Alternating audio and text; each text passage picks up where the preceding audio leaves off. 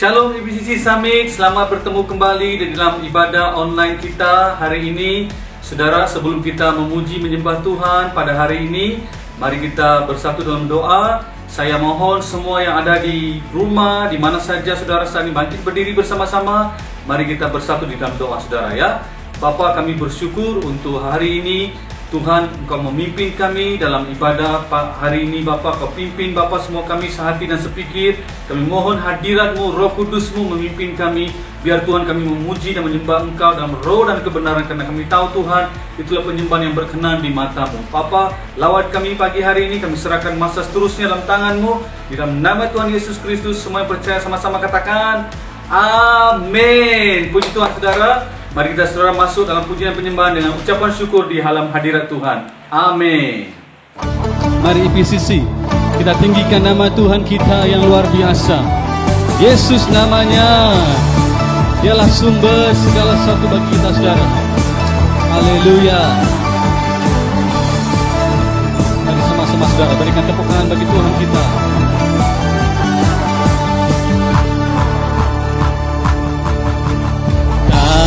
Pernah ku ragu akan kesetiaan-Mu, Kau pegang hidupku sepenuh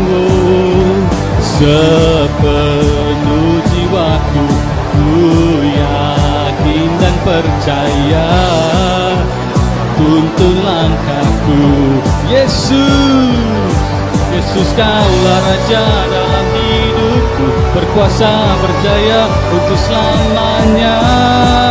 Hanya Kau Tuhan, sumber kekuatan, kuasa-Mu tercurah bagiku senantiasa. Dengan-Mu Tuhan, ku kan berjalan dari kemuliaan sampai kemuliaan selamanya. Ayo IPCC, sekali lagi mari sama-sama kita tinggikan nama Yesus yang ajaib.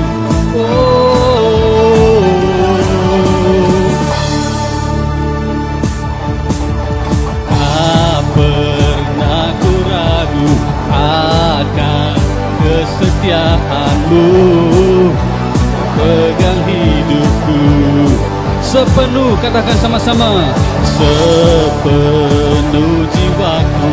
Ku yakin dan percaya, tuntun langkahku. Sama-sama katakan Yesus, Kaulah Raja dalam hidupku, berkuasa berjaya untuk selamanya. Hanya Kau Tuhan, sumber kekuatan, kuasa-Mu tercurah bagiku senantiasa. Dengan-Mu Tuhan, ku kan berjalan dari kemuliaan sampai kemuliaan selamanya. Mari sama-sama kita agungkan nama-Nya. Kaulah sumber kami Bapa, dalam kesukaran, dalam kesulitan, Kaulah jawaban bagi kami Bapa, yang selalu ada, yang selalu siap bagi kami Yesus.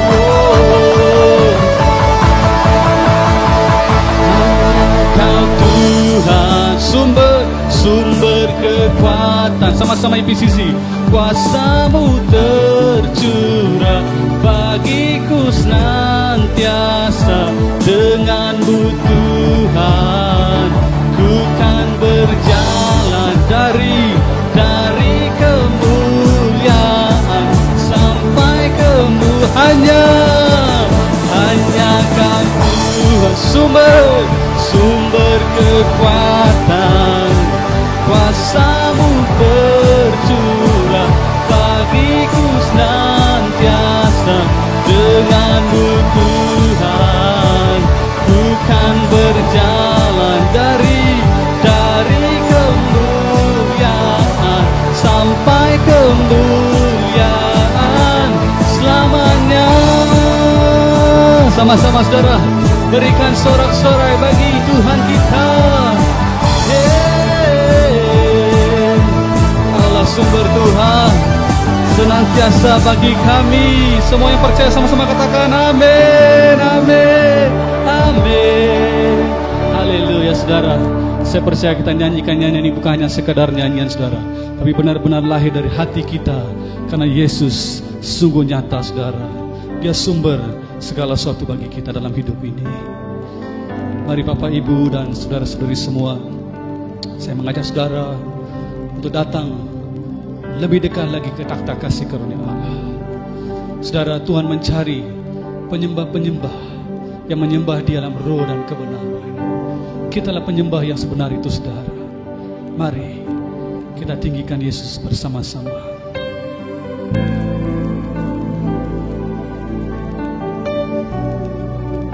Oh,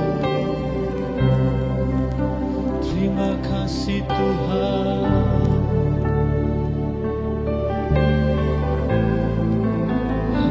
Hati,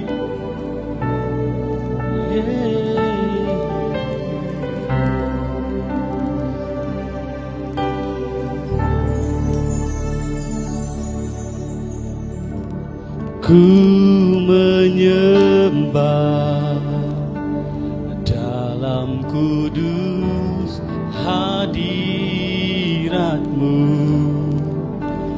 hampiri takhta kasih karunia-Mu Bapa.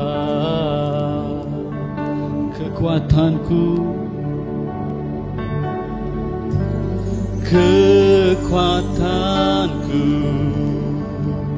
hanya dalam hadirat-Mu, Yesusku. Hanya Kaulah segalanya. Ku yakin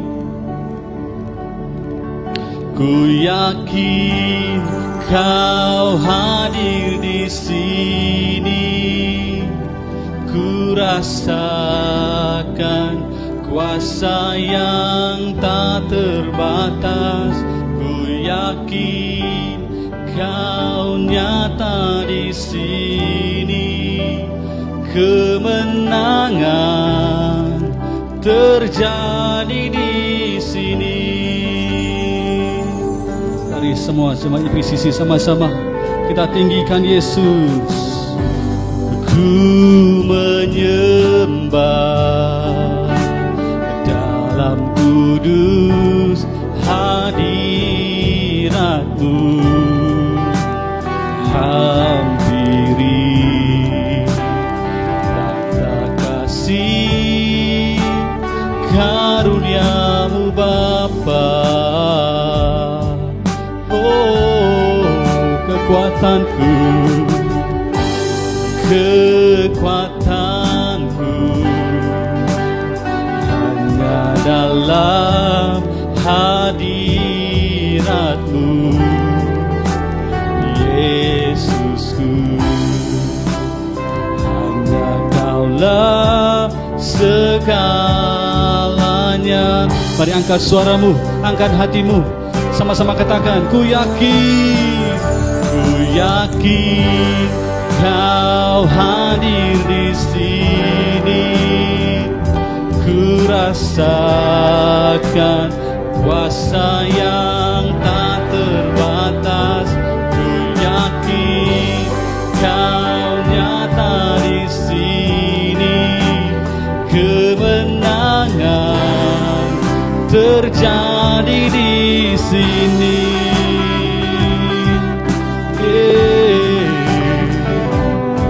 Kemenangan-Mu Tuhan terjadi di sini.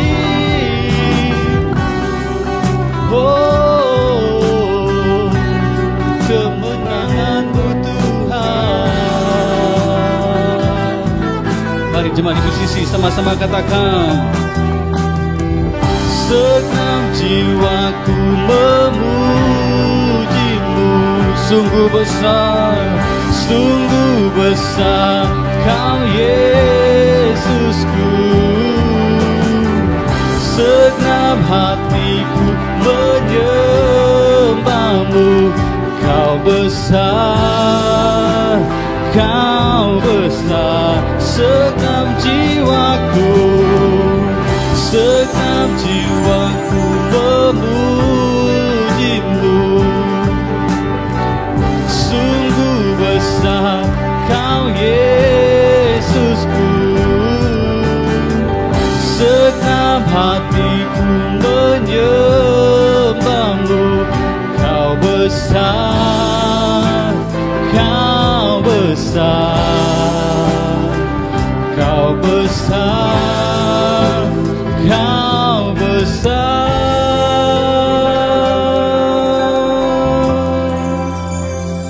Ku yakin Kau hadir di sini dengan segenap hatimu, saudara. Ku rasakan kuasa yang tak terbatas. Ku yakin Kau nyata di sini. Kemenangan terjadi di, sekali lagi, ku yakin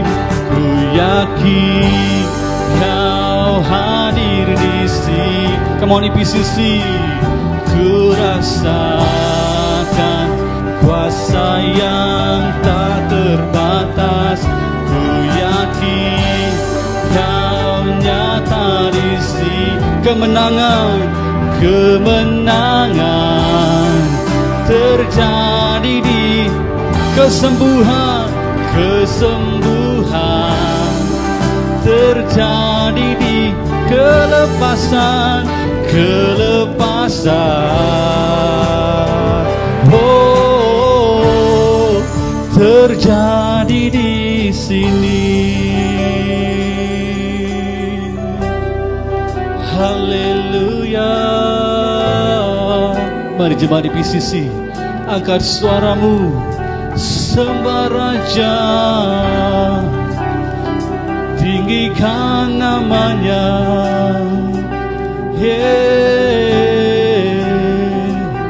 Kau besar Tuhan, Kau ajaib, Kaulah segalanya bagi kami Yesus. Mari sama-sama kita tinggikan Raja kita. Ku tinggikan Engkau Raja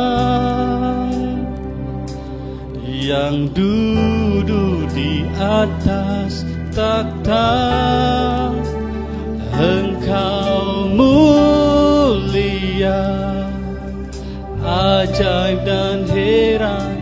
Ku kagum akan Engkau Tuhan. IPCC sama-sama.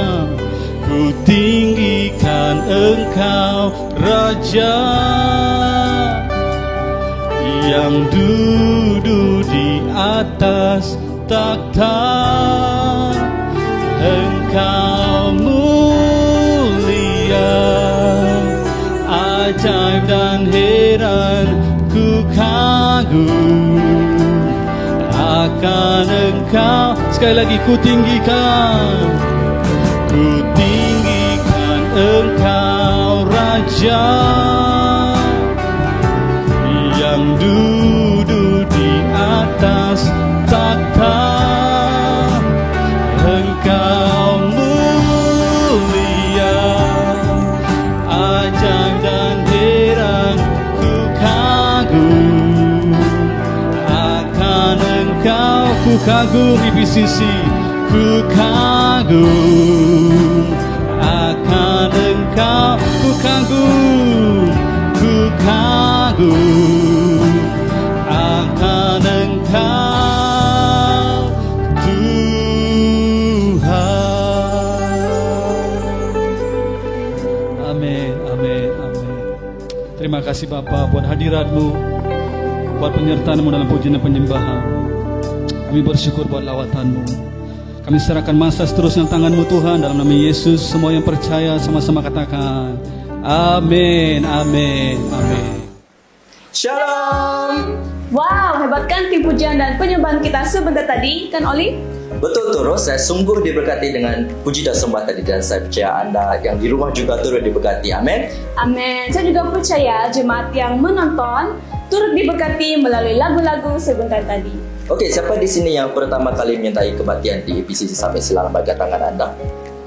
Okey, walaupun kami tidak dapat melihat dalam baikan tangan anda, tapi saya percaya Tuhan melihat. Amin. Amin. Kami ingin mengucapkan selamat datang dan selamat beribadah bersama kami di EPCC Summit. Okey, seperti anda lihat di paparan skrin anda terdapat QR code. Jadi sila scan QR code tersebut dan isikan setiap maklumat yang diperlukan di sana. Dan terima kasih untuk kerjasama anda. Okay. Pemimpin gereja akan menghubungi kamu selepas kebaktian online ini. Okey, mari kita teruskan dengan pengumuman kita pada minggu ini. Okey, Ros? Pengumuman yang pertama ialah kebaktian doa online. Saya percaya kamu semua diberkati dengan kebaktian online kita yang lepas, dan kami juga turut diberkati dengan penyertaan anda semua. Sekali lagi kita akan mengadakan kebaktian doa online ini pada 3 Februari pada pukul 8 malam di channel YouTube EPCC. Jadi mari kita sama-sama berkumpul dalam kelompok kecil maupun dalam keluarga ataupun dalam secara individu, dan mari kita sama-sama menaikkan doa kita. Amin. Amin. Okey, untuk pengumuman kita yang kedua adalah pelancaran semula dana HEP COVID. Okey, Ros? Okey, PKP yang lalu anda telah memberi sebanyak RM70,000 dan lebih daripada 500 keluarga telah diberkati melalui dana HEP COVID kita. Okey, puji Tuhan. Dan memandangkan pelaksanaan PKP semula, kita membuka semula dana HEP COVID untuk membantu perkara seperti yang berikut. Pertama, bagi mereka yang kehilangan pekerjaan. Kedua, bagi mereka yang mengalami pemotongan gaji. Ketiga, bagi mereka yang menghadapi kesulitan untuk memenuhi keperluan makanan keluarga mereka. Keempat, keperluan lain berkaitan dengan COVID seperti membantu hospital membeli PPE atau membantu membekalkan pelitup muka. Jadi untuk pemberian dana ini, anda boleh memberi dengan cara yang berikut. Yang pertama adalah melalui online transfer, yang kedua melalui cek, dan ketiga melalui Touch and Go seperti yang dilihat di skrin anda. Jadi sila nyatakan HEP COVID untuk sumbangan anda melalui online transfer maupun Touch and Go, dan sila screenshot resit transaksi anda dan email atau WhatsApp kepada alamat email ataupun kepada nombor yang dipaparkan di skrin anda. Pengumuman kita yang ketiga ialah mengenai kelompok kecil. Jadi kelompok sel akan diadakan secara online. Jadi kalian boleh terus berhubung dan terus memberikan galakan antara satu sama lain. Jadi jika kamu belum menyertai mana-mana kelompok sel, kamu boleh scan QR code yang terdapat di skrin anda dan isikan setiap maklumat yang diperlukan di sana. Jadi saya percaya anda semua akan diberkati dengan kelompok sel ini. Amin. Amin.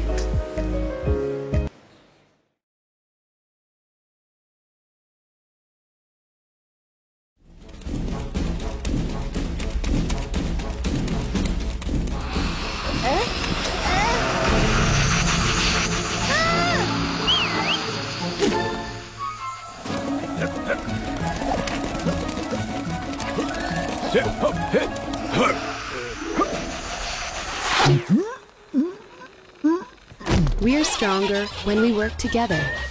Wow, video itu adalah suatu pelajaran yang sangat penting tentang kuasa komunitas. Saudaraku, apakah itu komunitas? Satu gandengan dan gabungan kuasa bila orang-orang mempunyai iman dan juga visi yang sama. Dan saudara boleh melihat dalam video itu kemenangan bagi pihak semua semut berbanding dengan binatang yang besar yang mau makan mereka. Saudaraku, di dalam perjanjian baru, bila komunitas orang percaya yang pertama dibentuk di dalam Kisah Para Rasul, bermula daripada pasal kedua, kita melihat bahawa komunitas itu adalah komunitas yang berkemenangan. Ya saudaraku, kenapa mereka berkemenangan? Karena daripada Mazmur 133 firman Tuhan berkata, bahwa bila umat Allah hidup di dalam rukun, disitulah Allah memerintahkan berkatnya. Wow, Allah begitu tertarik kepada kerukunan umatnya sehingga berkat diperintahkan. Maukah saudara menerima juga berkat seperti itu? Rahasianya adalah kita hidup di dalam rukun, di dalam satu komunitas. Nah saudaraku, apakah keistimewaan komunitas di dalam Kisah Para Rasul itu? Saudara, mereka menyembuhkan orang sakit, mereka menolong, berdoa dan membuka mata orang buta, yang tempang bisa berjalan, yang miskin saudaraku tidak ada di sesama mereka. Mereka saling berkongsi semua keperluan hidup mereka. Nah saudaraku, ini adalah apa yang telah diperintahkan Allah kepada umat Israel dalam perjanjian lama. Tetapi komunitas kepimpinan di bawah kepimpinan agamawi orang-orang Israel dan juga imam-imam orang Israel ataupun rumah ibadah mereka tidak membawa saudaraku komunitas itu ataupun membawa perubahan itu. Tetapi bila para rasul dapat melakukan semua ini, itu berarti perpindahan otoritas daripada rumah ibadah dan juga kepimpinan orang-orang Yahudi dan pemimpin Yahudi kepada para rasul dan kepada gereja yang menjadi komunitas yang dipakai Tuhan. Saudaraku, marilah kita melihat di dalam firman Tuhan bagaimana bila komunitas itu bergabung, mereka berkembang.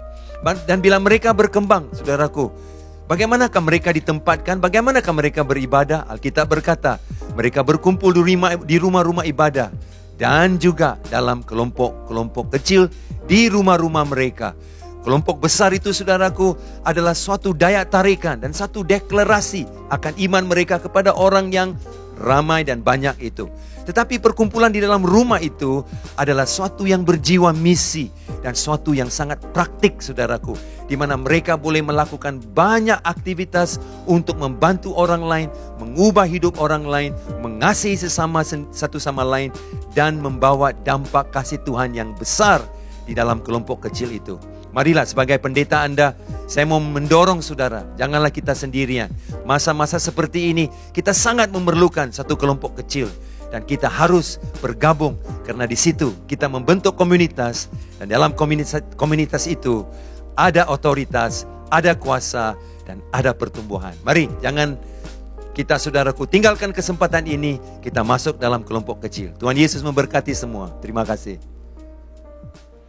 Oke, sekarang tiba masanya untuk kita memberikan persepuluhan dan persembahan kita kepada Tuhan. Jadi ada 3 cara untuk Anda memberi. Cara yang pertama adalah ialah melalui cek ke Excelpon Community Church. Yang kedua ialah secara online atau ATM. Berikut adalah nombor akaun EPCC yang Anda lihat di skrin. Yang ketiga ialah Anda juga boleh memberi melalui Touch and Go. Dan jika Anda ingin memberi kepada keperluan seperti PC, sila nyatakan jumlahnya, screenshot, dan hantarkan ke email atau ke nombor telefon yang terpapar di skrin. Oke, sebelum kita memberi, saya akan pimpin kita dalam doa. Okay? Mari kita semua berdoa. Tuhan, terima kasih Tuhan untuk penyertaan Engkau pada hari ini Tuhan, penyertaan Engkau dalam kebaktian kami Tuhan. Tuhan, kami ingin menyerahkan Tuhan pemberian persepuluhan dan pemberian kami ke dalam tangan Engkau Tuhan. Tuhan, kami berdoa Tuhan agar setiap yang memberi Tuhan, memberi dengan sukacita Tuhan, kerana kami percaya Tuhan, dalam pemberian ini Tuhan kami dapat terus serta dalam pelayanan-pelayanan-Mu Tuhan. Agar nama Engkau Tuhan terus dimuliakan dan ditinggikan Tuhan. Tuhan, kami juga berdoa Tuhan untuk bagi mereka yang tidak sempat memberi Tuhan. Mungkin pada saat ini mereka mengalami masalah ekonomi ataupun pribadi Tuhan. Tapi kami percaya Tuhan Engkau akan terus serta dengan mereka Tuhan dan berkati mereka Tuhan. Dan siap mengangkat mereka Tuhan dari situasi sukar yang mereka alami sekarang ini Tuhan. Tuhan, ini doa kami Tuhan. Terima kasih Tuhan Yesus. Sekali lagi Bapa, kami angkatkan doa ini dalam tangan Engkau. Terima kasih Tuhan, terima kasih Yesus, dan semua yang percaya katakan Amin. Oke, selamat memberi dan Tuhan memberkati.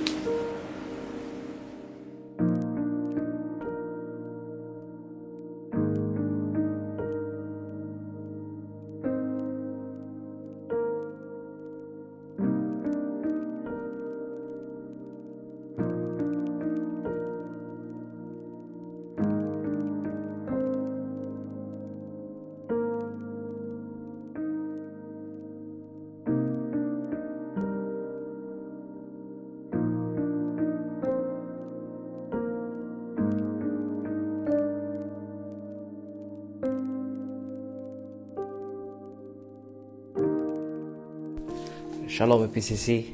I hope you guys are having a good day. So, nama saya Nathan daripada EPC Summit. So, hari ini saya ada sedikit kesaksian lah untuk anda semua. So, saya bekerja sebagai seorang equipment engineer. Sudah bekerja selama 3 tahun. Tetapi sepanjang pekerjaan saya, my company is not doing really great lah. Increment tiada, bonus tiada. And dalam masa yang sama, saya merasakan tiada growth dalam career development saya lah. So saya decided untuk cari pekerjaan baru since 2019. So sepanjang 2019 saya mendapat berita seperti duka cita, no. So agak menyedihkan lah bagi saya. But saya tetap tanam dalam hati saya berkata kepada Tuhan, saya percaya Tuhan akan menyediakan yang terbaik untuk saya. So moving forward to 2020, I told myself, Tuhan, inilah tahun saya, and probably I can get a new job lah. So when the time come 2020, COVID pula datang, and things doesn't look good for everyone lah. People are losing their job, MCO, lockdown, so not much kita boleh buat lah. So saya pun berkata pada Tuhan, macam mana nih? Am I stuck at this job? Ataupun bagaimana?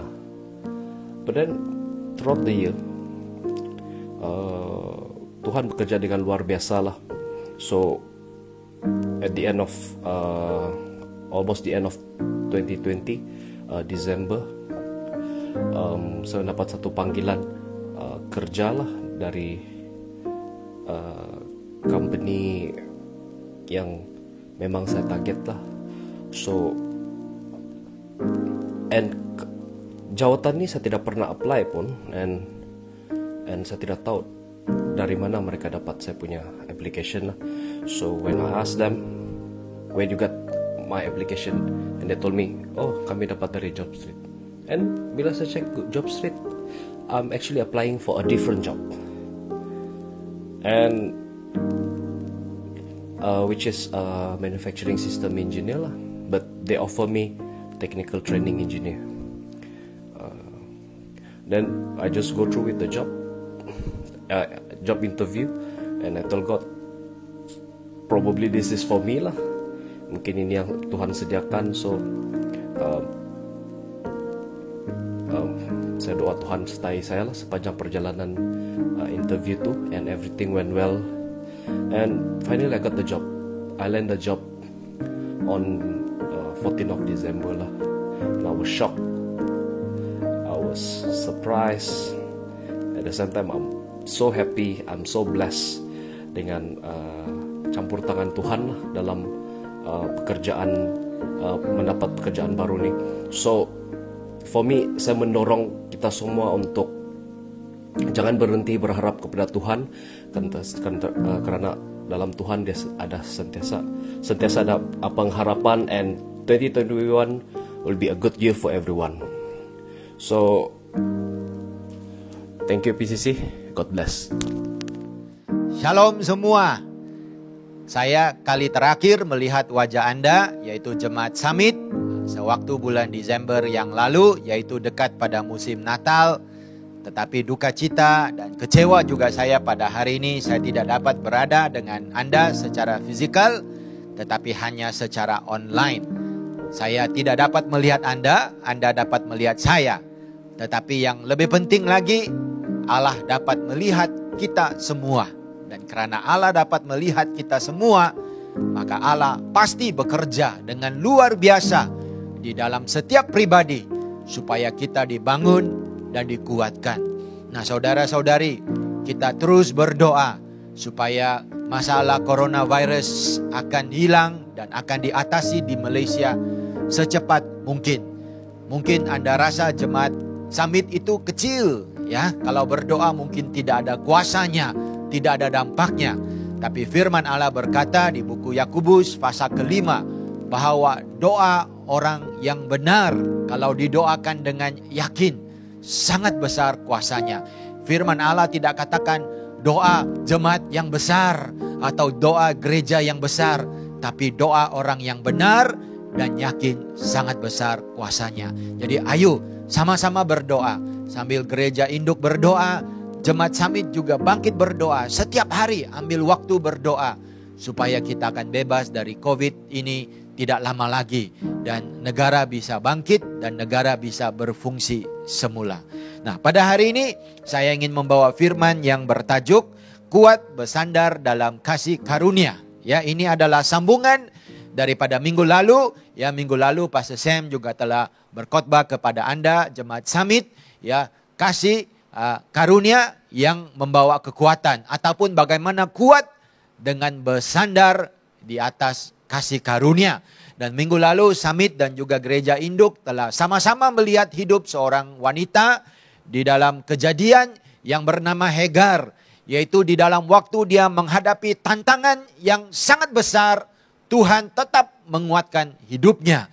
Tuhan tetap memberikan dia kekuatan baru untuk meneruskan hidupnya sampai pada akhirnya di mana tujuan Allah masih tetap terjadi dan tercapai di dalam hidupnya. Nah, pada hari ini saudara-saudari kita lihat seorang pria pula, ya. Kita lihat seorang lelaki yang bernama Yakub, dan Yakub juga mengalami kekuatan baru di dalam Tuhan. Yakub juga menerima kekuatan di saat dia paling lemah.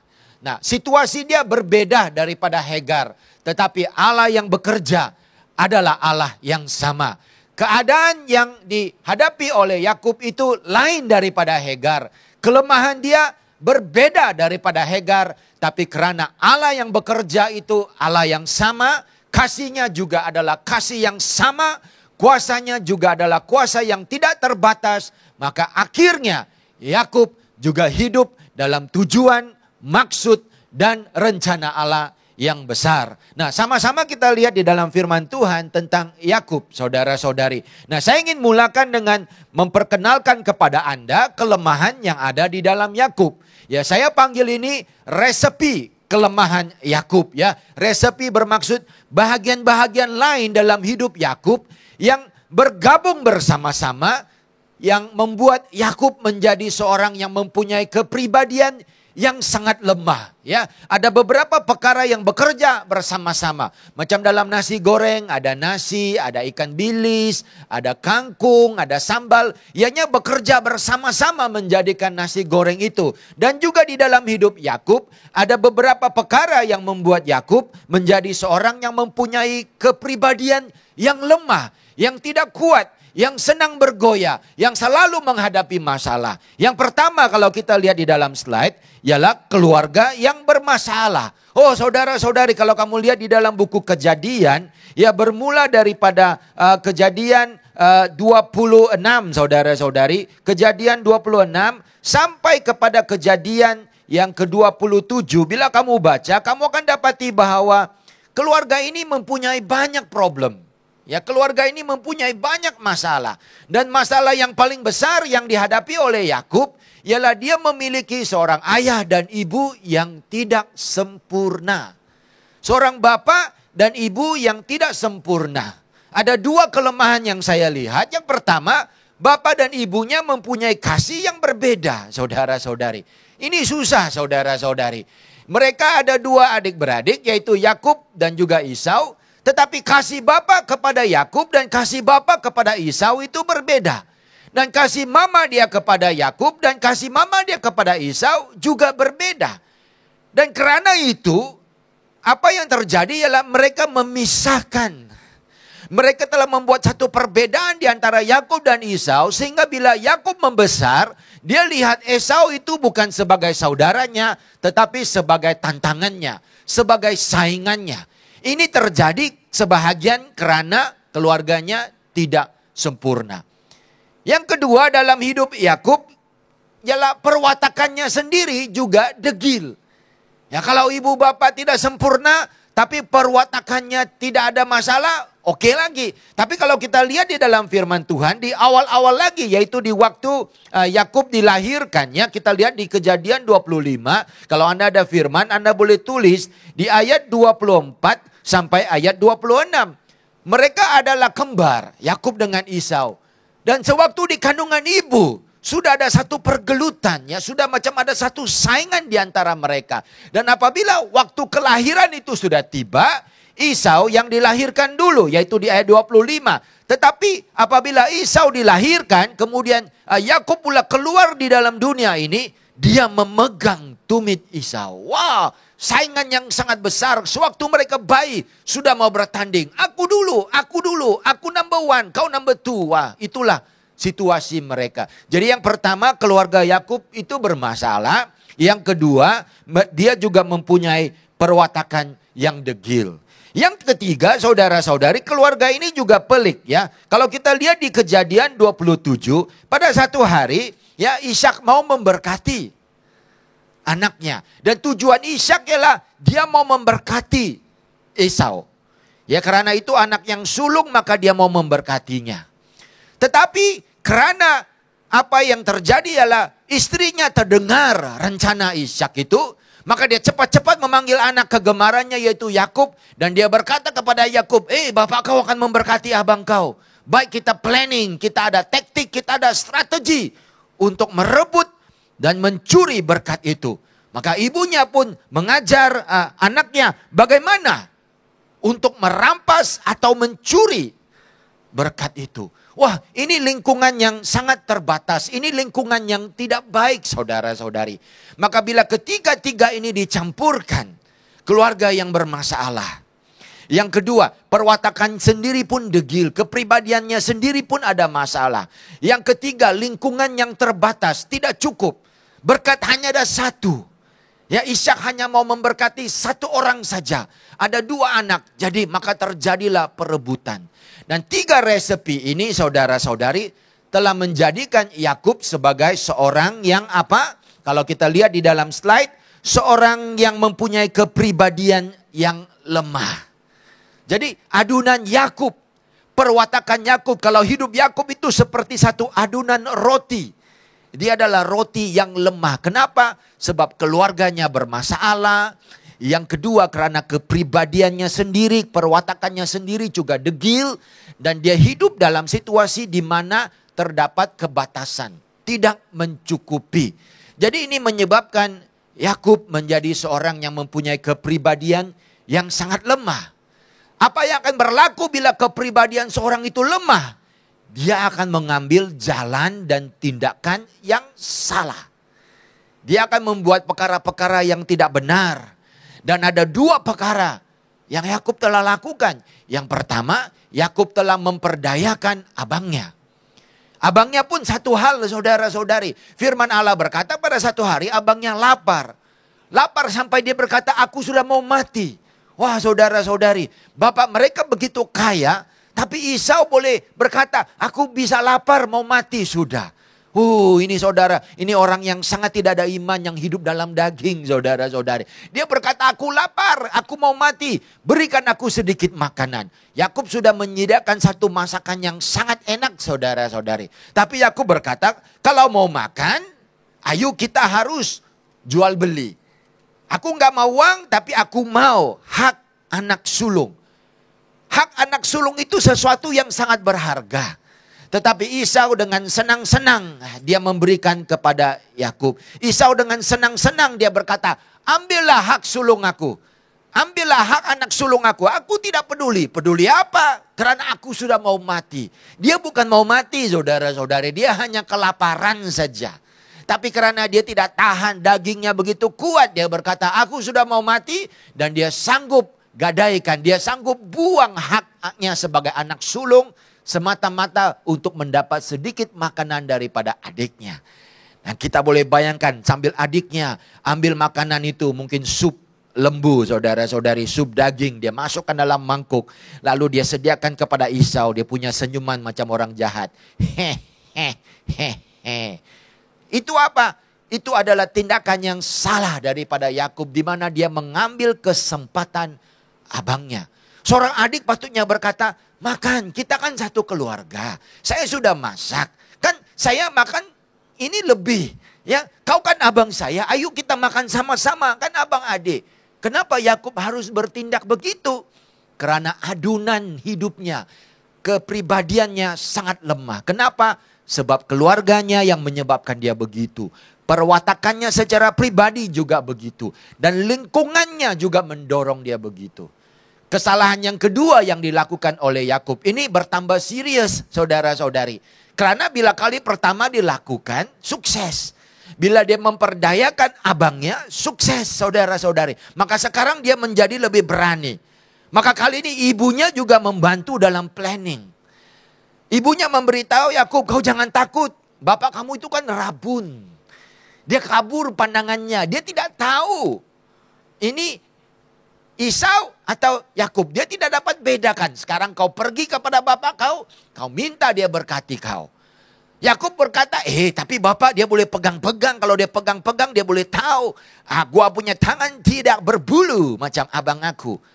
Mamanya pula kata, jangan takut, kau pakai saja baju yang dibuat daripada kulit kambing ini. Di sini ada banyak bulu-bulu. Wah, dia buat begitu. Kemudian Ishak pun pegang-pegang. Banyak bulu-bulu. Ini bulu menimbulkan banyak masalah, saudara-saudari. Dia pegang, lu punya tangan ada banyak bulu. Lalu dia berkati. Bila dia sudah berkati baru dia sadar. Sudah salah. Aku sudah berkati anak yang salah. Jadi karena perbuatan itu, saudara-saudari, Yakub bertambah teruk. Pada hari ini, saudara-saudari, Anda berkata Anda lemah. Mungkin Anda berkata, saya lemah karena hal-hal begini. Karena saya mempunyai keluarga yang tidak baik. Bapak saya bukan seorang pastor. Mama saya jarang ke gereja. Mereka tidak membesarkan saya dengan baik. Dari kecil aku tidak dididik apa yang benar, apa yang jahat. Dari kecil aku tidak ke sekolah minggu. Jadi aku tidak tahu apa itu kasih, apa itu pengampunan. Jadi hari ini saya seorang yang tidak mempunyai keluarga yang baik. Mungkin Anda berkata, ya saya juga sadar perwatakan saya tidak baik. Saya cepat marah. Saya orang yang tidak sabar. Bila orang menegur saya mau melawan balik. Di tempat kerja, saya sering sekali dilihat sebagai orang yang tidak berguna. Karena saya senang hilang kesabaran saya. Mungkin kamu berkata, tetapi saya terpaksa begitu. Karena lingkungan saya begitu. Kalau saya tidak begitu, saya akan tertewas. Saya akan ketinggalan. Saudara-saudari, ada berita baik untuk Anda. Yesus dapat memberi kita kekuatan baru.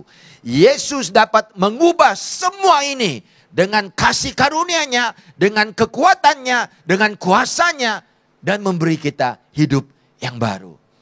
Sewaktu saya kecil ya, waktu itu mungkin umur 3-4 tahun. Jadi ingatan saya tidak begitu jelas. Tapi saya ingat karena itu agak trauma juga kepada saya. Waktu itu kami tidak mempunyai rumah sendiri. Ya, jadi kami tinggal di rumah ibu bapak saya, yaitu nenek saya, atau kalau orang Indonesia dia panggil opom, ya. Jadi kami tinggal di rumah itu. Saya membesar di rumah itu. Waktu itu saya dengan adik saya yang masih bayi lagi. Dan ibu kepada bapak saya ini bukan ibunya yang sebenar. Ini adalah ibu tiri. Ya, apa yang berlaku selepas ibu kepada ayah saya melahirkan ayah saya. Lepas itu saya rasa beberapa tahun dia sakit, kemudian dia meninggal dunia. Jadi datuk saya telah mengawini seorang istri yang baru. Jadi istri ini merupakan ibu tiri kepada bapak saya. Dan dia tidak sayang bapak saya, karena itu bukan anaknya sendiri. Ya, dia sendiri kemudian melahirkan beberapa anak, saya rasa 3. Jadi bapak saya itu yaitu anak laki-laki yang sulung, memang dia tidak sayang. Ya, dia sering memaki bapak saya, dia sering memperkecilkan bapak saya. Dan sekarang bapak saya sudah membawa ya istrinya yaitu ibu saya dan juga saya untuk tinggal di rumah itu karena kami tidak ada rumah sendiri. Karena pekerjaan bapak saya gaji waktu itu terlalu rendah, kami tidak ada duit mau membeli rumah. Selama 2 tahun kami tinggal di rumah itu. Wah, saudara-saudari, hari-hari terjadi peperangan. Hari-hari terjadi peperangan. Kalau bukan antara bapak saya dengan mama tirinya, antara ibu saya dengan mama tiri bapak saya. Wah, bergaduh. Mertua dengan menantu bergaduh. Kadang-kadang mama dengan bapak saya pun ikut bergaduh. Wah, saya membesar dalam lingkungan begitu. Dan apa yang saya sangat ingat saudara-saudari, karena rumah itu dekat dengan banyak rumah-rumah yang lain. Jiran-jiran kami selalu mendengar peperangan. Jiran-jiran kami selalu mendengar orang berteriak, orang menangis. Dan saya membesar dalam lingkungan begitu di mana saya merasa sangat malu. Dan dipandang kecil, dipandang rendah oleh orang lain. Saya tidak berani keluar dari rumah dan bermain dengan anak-anak kecil. Karena tiap-tiap kali bila saya melihat mereka, saya dapati mereka melihat saya seperti ketawakan saya. Inilah anak yang selalu bergaduh di rumah. Ini mesti anak tidak normal. Ini mesti anak yang bila besar dia jadi psycho. Karena hidupnya tidak normal. Jadi saya membesar dalam keadaan begitu. Tapi puji Tuhan saudara-saudari, Tuhan bekerja dengan luar biasa. Ya, bapak saya akhirnya mendapat rumah. Ya, karena pemerintah itu dia membina satu rumah di tepi sekolah di mana bapak saya mengajar. Jadi kami pun berpindah daripada rumah itu. Jadi kami sekarang ada rumah sendiri. Jadi kami tidak lagi tinggal dengan ibu tiri bapak saya. Jadi keadaan sudah menjadi aman saudara-saudari. Puji Tuhan. Dan apa yang lebih luar biasa saudara-saudari, lebih kurang 3 tahun sebelum nenek saya ini meninggal dunia, dia menerima Tuhan Yesus. Dia pergi ke gereja saudara-saudari. Dan dia berubah menjadi seorang yang baik. Dulu bila dia lihat kami, dia akan buat 2 perkara. Dia akan maki kami di depan-depan kami. Dia akan kata, kau tidak guna, anak tidak guna. Dia akan maki depan kami. Lepas dia maki depan kami, dia tidak puas. Dia jalan, dia maki lagi. Dia akan sambung makiannya. Kau tidak guna, kau memang tidak guna, kau tidak berharga. Dia jalan lagi, memang tidak guna. Wah, macam tidak cukup, mau dimaki 2 kali ganda. Tapi di saat nenek saya terima Yesus, dia terus berubah. Saya masih ingat kali pertama saya lihat perubahan itu, saya pun terkejut. Dia kata, hei Cincin, nama saya dulu Cincin. Dia kata, Cincin kamu mau minum? Ya saya buat Milo untuk kamu. Oi, saya pun takut ada racun ke Milo itu.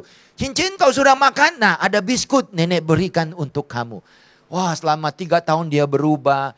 Dia dengan mama saya perhubungannya dipulihkan. Dan pada hari dia meninggal dunia dan dia dikebumikan. Saya masih sempat lihat wajah mama saya.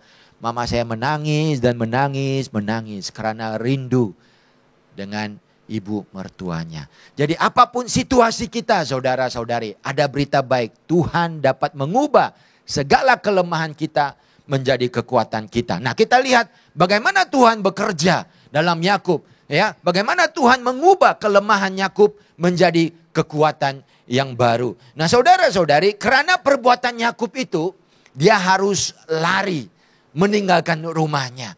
Tidak ada jalan lain lagi, saudara-saudari, karena abangnya sudah mau membunuh dia. Jadi dia harus lari meninggalkan rumahnya. Malah mamanya sendiri berkata, "It's time to go." Maka dia harus lari, saudara-saudari. Mengikut sejarah dalam buku Kejadian, waktu itu Yakub umurnya sudah lebih 70 tahun. Ya, waktu itu memanglah manusia hidup lebih lama. Jadi 70 tahun itu dikira half, baru macam remaja, separuh perjalanan hidup.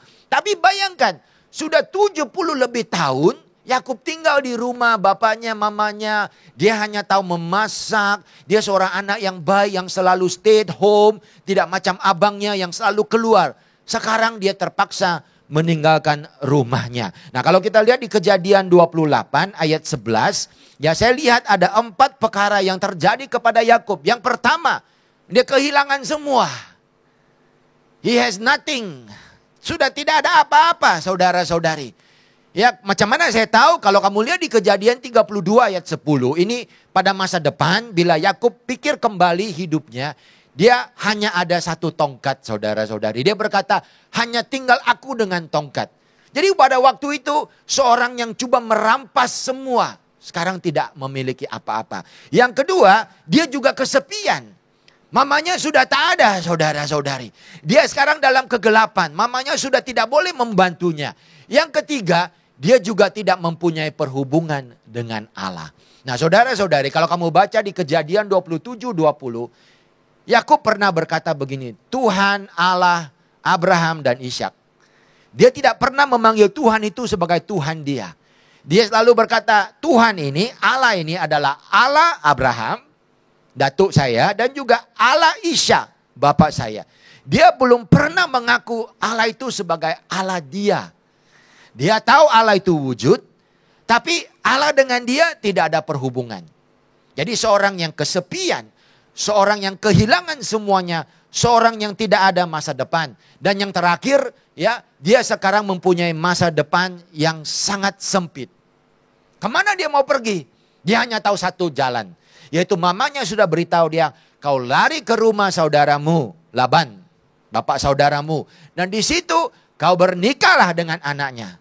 Bagaimana rupa wanita itu pun dia tidak tahu. Siapa itu Laban? Dia belum pernah jumpa. Apa kehidupan kalau hidup di rumah Laban? Dia langsung tidak ada idea, saudara-saudari. Jadi 4 perkara ini terjadi pada hidup Yakub karena kelemahan dia. Kesepian, ya, sudah tidak ada masa depan yang cerah, ya, sudah kehilangan semuanya dan tidak ada perhubungan dengan Tuhan. Kalau Anda dan saya dalam situasi begitu, ada berita baik. Allah sudah siap berjalan. Saudara-saudari, ini seperti Yakub berada di dalam satu kebuntuan. Dalam satu jalan yang sudah tidak ada jalan yang lain. Tapi saudara-saudari, tahukah kamu, apabila kita dalam keadaan begini, bukan kita dalam keadaan kebuntuan. Tapi karena Allah itu melihat dan Allah itu mendengar kita, saudara-saudari. Jangan berkata, oh karena aku dalam keadaan begini, aku tidak ada masa depan. Karena saudara-saudari, orang-orang yang dalam keadaan begitu, seringkali karena Allah membawa mereka ke tempat begitu. Kenapa Allah membawa Yakub ke tempat ini? Bukan untuk menghukumnya, saudara-saudari. Bukan untuk menghakiminya, saudara-saudari. Kejadian 28 bukan buku tentang penghukuman. Kejadian 28 bukan fase di mana Allah menghakimi Yakub. Tetapi kejadian 28 ialah Allah mengasihi dan menguatkan Yakub. Yang pertama, saudara-saudari, kalau kita lihat di slide, di dalam kegelapan itu, apa yang berlaku? For the first time, Yakub melihat dan mendengar dengan jelas pribadi yang bernama Allah ini. Allah muncul di dalam satu mimpi yang sangat jelas. Dan kemudian Allah berbicaranya dengan suara yang sangat jelas. Wow. Puji Tuhan, saudara-saudari. Yakub pada waktu itu bukan sedang bertobat. Dia bukan sedang berdoa, Tuhan ampuni aku. Memang patut aku mati. Oh Allah Yehova, kau Allah yang kudus, aku umat yang berdosa, ampuni aku. No, ini bukan bermaksud pertobatan itu tidak penting ya. Saya bukan memandang rendah kepada pertobatan. Tapi pada waktu itu, Yakub tidak tahu apa itu pertobatan. Tidak pernah mamanya memberitahu dia, Yakub, you have to say sorry. Kau kena minta maaf kepada bapakmu. Kau kena minta maaf sama abangmu. Tidak pernah, saudara-saudari.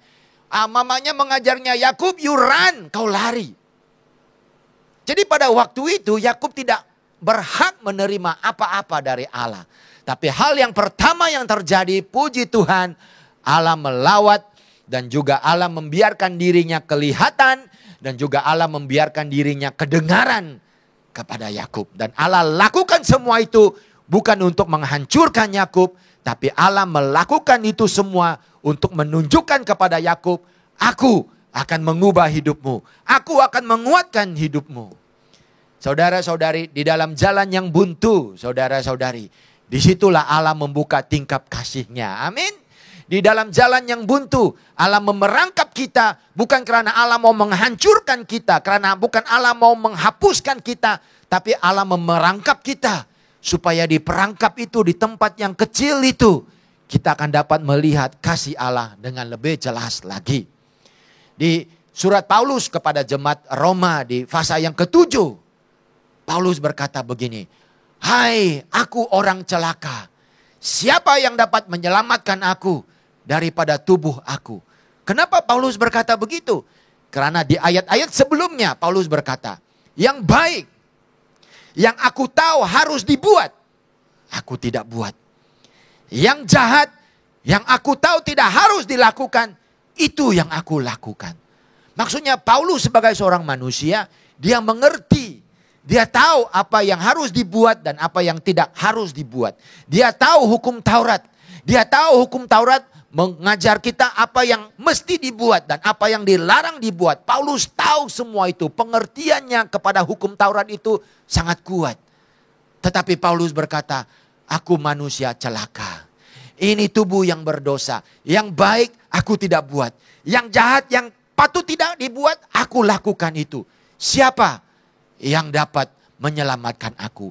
Kemudian di ayat seterusnya, dia berkata, syukur kepada Allah oleh Yesus Kristus. Syukur kepada Allah oleh Yesus Kristus. Saudara-saudari, di saat kamu menghadapi jalan yang buntu, di saat kamu lihat jalan di depan sudah gelap, di saat kamu melihat tidak ada pintu yang terbuka lagi, saudara-saudari, don't worry. Itu bukan waktunya Allah mau menghakimimu. Itu bukan saatnya Allah sudah bersiap mau mengambil kapak dan pisau untuk membunuh kau. No, saudara-saudari. Tetapi itulah waktunya Allah memerangkap kamu supaya kamu dapat fokus kepada kasih-Nya. Yang Yakobus alami bukan penghakiman dan penghukuman daripada Allah.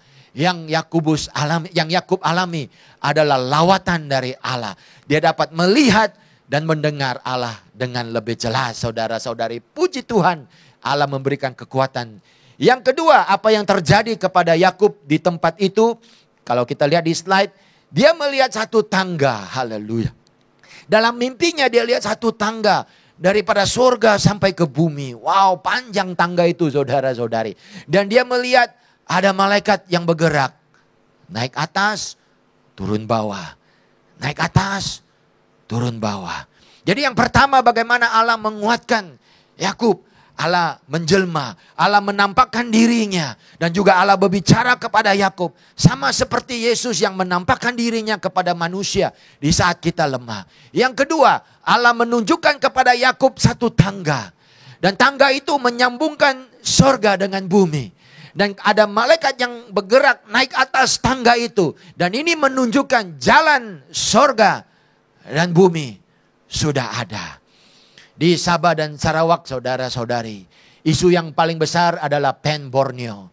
Masih orang lagi berdebat, masih orang lagi bergaduh, masih orang lagi bertanya, bila Pen Borneo boleh siap. Sudah lama kami tunggu. Saya ada berita baik untuk saudara-saudari. Saya tidak tahu bila jalan Pen Borneo akan siap menyambungkan Sabah, Sarawak dan Indonesia. Tapi satu hal yang saya tahu, pen sorga itu sudah siap. Ada jalan daripada sorga ke bumi dan daripada bumi ke sorga yang menyambungkan Allah dengan manusia berdosa. Dan jalan itu wujud karena orang yang bernama Yesus Kristus. Haleluya. Di saat Anda lemah, di saat Anda rasa terperangkap, ada berita baik. Kau tidak perlu menjangkau sorga. Kau tidak perlu mencari sorga dan berkata, oh sorga terlalu jauh karena aku terlalu berdosa. Sorga terlalu jauh karena jalan yang aku telah tempuhi terlalu gelap. Sorga terlalu jauh karena Allah terlalu jauh dari aku. Terlalu lama aku telah meninggalkan Dia. Ada berita baik. Ada tangga yang sudah siap. Dan kau hanya seperti malaikat naik tangga itu. Dan kau akan sampai ke sorga.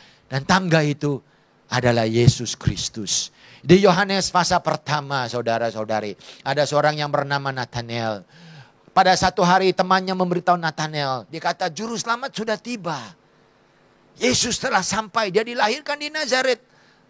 Lalu Nathanael bertanya, mana bisa tempat itu menghasilkan seorang manusia yang baik? Kemudian dia bertemu dengan Yesus dan Yesus bernubuat kepada Nathanael. Yesus berkata kepada Nathanael, waktu itu kau sedang berbicara tentang saya. Kau berada di bawah pokok ara. Wah, Nathanael terus terkejut. Dia kata, memang kau Raja Israel. Ya, karena Yesus dapat melihat apa yang terjadi sebelumnya. Walaupun Yesus tidak berada di tempat itu. Kamu tahu Yesus berkata apa sama Nathanael? Dia berkata begini, Nathanael, aku akan tunjuk kepada kau sesuatu yang lebih besar dan lebih dahsyat. Kau akan melihat sorga dengan bumi. Dan ada tangga yang menyambung sorga dengan bumi. Dan ada malaikat yang berjalan turun dan naik di antara sorga dengan bumi. Itu sama dengan gambaran Yakub. Bila Yesus berkata kepada Nathanael begitu, maksudnya Yesus mau memberitahu Nathanael, kau akan melihat lebih daripada apa yang kau lihat sekarang. Yaitu kau lihat aku nubuatkan di mana kau berada sebelum ini. Yaitu kau akan melihat sorga dengan bumi disambung dengan satu tangga. Saudara-saudari, apa cara Allah menguatkan kita? Allah menunjukkan kepada kita bahwa jalan di antara kita dengan sorga tidak pernah terputus. Asalkan iman kita di dalam Yesus Kristus. Asalkan kepercayaan kita kepada Yesus. Tangga itu tidak akan jatuh. Tangga itu tidak akan rosak. Tangga itu tidak akan terhancur. Tangga itu tidak akan berlubang-lubang sampai kereta tidak boleh lalu. Tangga itu tidak boleh dilanda oleh banjir seperti di Sabah. Ataupun di Kedah atau di Kelantan atau di mana saja. Tangga itu akan selalu terbuka. It is an open stair. It is an open tangga menuju kepada open heaven. Karena Yesus telah memberikan hidupnya kepada kita. Supaya tangga ini akan sentiasa terbuka. Yang terakhir sekali saudara-saudari. Bagaimana Allah menguatkan Yakub. Ya, Allah membekal. Allah membekal. Bayangkan saudara-saudari. Seorang yang sudah lama ya merampas. Sudah lama menipu orang lain. Hanya mau mendapat. Dia biasa mengambil. Kebiasaannya mengambil. Ya, Pastor Zem berkata kalau Grab itu ada pada waktu itu, Yakub adalah bos Grab. Karena dia selalu mau Grab, saudara-saudari. Dia mengambil hak sulung ya abangnya. Dia mengambil berkat abangnya daripada bapaknya. Dia mengambil semua. Dia orang yang suka mengambil. Tetapi di ayat 13, setelah Yakub melihat tangga itu, Tuhan berbicara kepada Yakub. Daripada ayat 13 sampai ayat 15, Tuhan berkata begini, aku akan memberkati kau. Aku akan memberikan kau tanah. Aku akan memberikan keturunan yang banyak. Aku akan mengembangkan semuanya. Aku akan menyertai. Aku akan memberi. Aku akan buat ini. Wow, saudara-saudari. Seorang yang biasanya mengambil, sekarang hanya menjadi seorang yang menerima. Wow, saudara-saudari. Beda. Mengambil, take. Grab, take. Receive. Wah, berbeda. Puji Tuhan. Itulah caranya Allah menguatkan Yakub. Yaitu Allah menunjukkan kepada Yakub bahwa kau hanya menjadi seorang penerima. Kau tidak perlu menjadi seorang pengambil. Hidupmu hampir hancur dan dibinasakan karena kau selalu mau mengambil. Sekarang, be still and know that I am God. Sekarang sadarlah bahwa kau hanya perlu menerima karena Allah yang memberkalkan. Efesus pasal 1 mengatakan di dalam Yesus semua berkat rohani telah disediakan kepada kita. Saudara-saudari, saya mau mengakhiri dengan satu ilustrasi yang sangat luar biasa. Bila kita baca Kejadian 28, cerita ini belum habis. Saudara-saudari, cerita ini tidak habis tapi mungkin kita akan sambung pada masa depan. Apabila Yakub mendapat lawatan begini. Kamu tahu apa yang Yakub buat? Ayat 17 sampai ayat 21. Yakub menjadi takut dan dia kata dahsyat. Wah, ini tempat di mana Allah berada. Tetapi firman Tuhan berkata daripada ayat 20 dia berkata. Dia masih bernazar. Dia kata begini. Kalau Allah menyertaiku. Jika Allah menyertaiku dan melindungi aku. Memberikan roti. Sehingga aku selamat sampai ke rumah ayahku, maka Tuhan akan menjadi Allahku. Kurang asam punya Yakub. Sudah Allah menunjukkan tangga yang terbuka ke sorga. Sudah Allah menjanjikan, aku akan menyertai kau, memberikan kau tanah, membuat engkau berkembang utara, selatan, timur, barat. Bila semua itu habis, Yakub masih lagi berdoa seperti begini. Yakub masih lagi bernazar seperti ini. Jika Allah melindungi aku, jika Allah memberikan aku roti, jika Allah boleh membawa aku ke rumah Laban dengan selamat, maka barulah dia akan menjadi Tuhan Allahku. Saudara-saudari, Yakub masih belum sempurna. Walaupun Allah sudah memulakan proses penyembuhan dan menguatkan Yakub, tetapi Yakub masih lagi belum sempurna. Ia harus mengambil beberapa kejadian, beberapa hal dalam hidupnya sebelum akhirnya dia berkata, Allah itu Allah Israel, yaitu Allah aku. Apa maksudnya? Oh, karena Yesus mengasihi kita, Dia akan memproses kita. Filipi pasal pertama ayat 6 mengatakan, Dia yang memulakan pekerjaan yang baik akan meneruskan pekerjaan yang baik itu di dalam Yesus Kristus sampai kepada akhirnya. Mungkin hari ini kau rasa kecewa karena kau berpikir Allah sudah mulakan pekerjaan yang baik. Kau patutnya sudah menjadi lebih kuat, tapi belum lagi sempurna. Ada berita baik bagi kamu.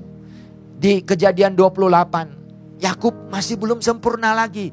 Dia masih belum lagi beriman sepenuhnya kepada Allah. Walaupun Allah sudah datang kepadanya, tetapi Allah masih tetap memimpin Yakub sampai kepada kesempurnaan. Begitulah Yesus Kristus. Ada permulaan yang baik, ada penghujung yang baik. Tetapi di antara penghujung yang baik dengan permulaan yang baik adalah Yesus yang dengan setia meneruskan pekerjaan yang baik hari demi hari. Ada berita baik saudara-saudari. Di saat kita berasa lemah, Yesus setia untuk menguatkan kita. Ayo mari kita sama-sama berdoa. Haleluya. Kalau pada waktu ini Anda menonton dan Anda berada dalam situasi yang Anda kenal, yang terjadi dalam hidup Yakub. Anda sudah lama kecewa. Anda salahkan keluarga Anda. Anda berkata, karena bapakkulah aku jadi begini. Karena mamakulah aku jadi begini. Lihat kepada Yakub saudara-saudari. Allah menguatkannya. Allah mengubah dia. Ataupun mungkin hari ini kau berkata, lingkungan aku yang menyebabkan aku begini. Kalau aku tidak ditempatkan di situasi ini, pasti aku tidak lemah seperti ini. Tapi karena lingkungan aku, ada berita baik. Allah juga mau memberikan kau kekuatan di dalam kasih karunia.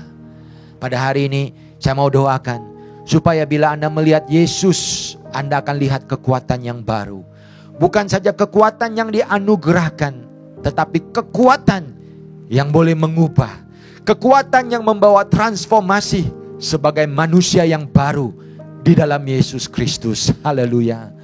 Bapa di sorga, di saat ini untuk mereka yang menonton dan mereka yang dalam keadaan kelemahan, Bapa, kami lihat apa yang Paulus katakan. Di saat aku lemah, kuasa Allah disempurnakan. Dan kuasa Allah itu adalah di dalam kasih karunia Yesus Kristus. Maka kami doakan Bapa di sorga, supaya yang lemah akan tetap ingat dan yakin bahwa tangga ke sorga selalu ada. Dan tidak akan diambil, tidak akan dihapuskan, tidak akan dihancurkan. Karena tangga itu adalah Yesus Kristus dan kematiannya di atas kayu salib. Maka kami doakan pengalaman tangga ke sorga, yaitu Yesus Kristus di dalam hidup mereka, yang akan membawa kekuatan baru kepada mereka.